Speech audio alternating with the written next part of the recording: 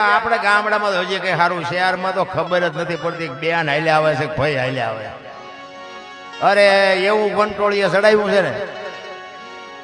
અને કપડાની તો હવે આ બધા આ તો વરાળું કાઢું ભાઈ, તમને નથી ખબર.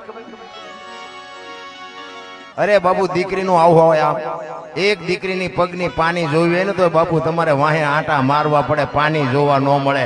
ઈ દીકરીઓ તમે જોવો તો અડધા અડધા શરીર ઉઘાડા રાખીને મારા બાપ શું પ્રદર્શન કરીને તમારે શું સાબિત કરવું છે એ નથી ખબર પડતી.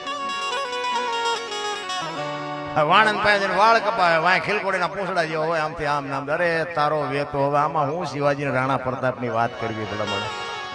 અરે ધરાવીને ધાનનો નીપજે ઈ કુડવીને માડું ન હોય, જેહળ જગરા નીપજે જેની જનેતા હોતલ હોય. હારી માં વગર બાપુ હારા દીકરા કોઈ દી જિંદગીમાં ન થાય. ભણતરની જરૂર છે 100%, પણ બાપુ ભણતર વધ્યું ને નકરું જ ભણતર છે, ભેગું ગણતર છે જ. આપણા ઘર ડાંગોડા સાપ હતા, રહેવા સારું ઘર નહોતું, ખાવા અનાજ નહોતું, પણ કોઈએ ન કીધું મારા મા બાપને આશ્રમમાં મૂકવા જવું. આ ભણી ભણીને તમે જુઓ તો આશ્રમમાં ઉભરાય છે, બોલો અહીંયા હમાતા નથી. મા બાપ જ કોઈને ગમતા. મારી તો એક જ ભલામણ છે, મા બાપ ને બાપુ હાચો. બાકી તો તમે વાપરતા હોય ને જે દેતા હોય દેજો, એમાં મારી કોઈ ના નથી. મંદિરે જાઓ ન જાઓ, પણ મા બાપ ના બાપુ કાળજા ઠારો ને જિંદગીમાં તમારે મોળો દી ઉગે તો આપણે તમારા ગુલામ થઈ જાય. મા બાપ જેવા બાપુ હાજા જીવતા જાગતા ભગવાન આ દુનિયામાં ક્યાંય છે જ નહીં, કોઈને મળ્યા નથી.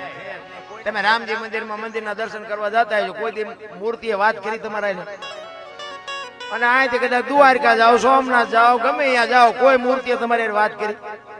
ત્યાં લાઈનમાં 3-3 દી સુધી ટીંગાઈ રહ્યા હોય. શું કામ ઉભા કે દર્શન કરવા? ઘરે ઓલા જીવતા વરાળું કાઢે છે, એ નથી દેખાતું?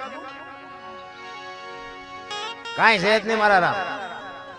માન બાપના બાપુ આશીર્વાદ મળી જાય ને તો વિધિના ચકડા ફરી જાય મારા રામ. તમે સુખી ન થવાના હોય ને તોય મા બાપનો આશીર્વાદ અડી જાય, તમને આ દુનિયાની ટોચે પોગાડી દે.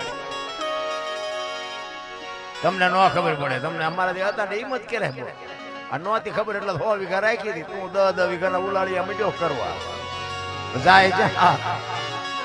અરે મા બાપ સિવાય બાપુ દુનિયામાં કાંઈ છે જ નહીં.